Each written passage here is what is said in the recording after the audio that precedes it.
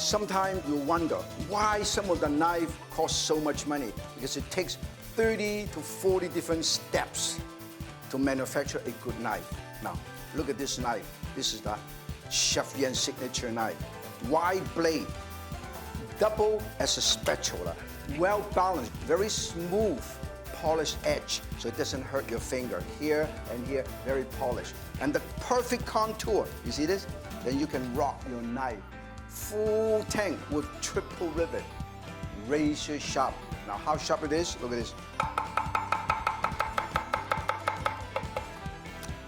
Let me show you how sharp this is, okay? This is another example how sharp it can be. A sharp knife is a safe knife, so make sure you keep your knife razor sharp.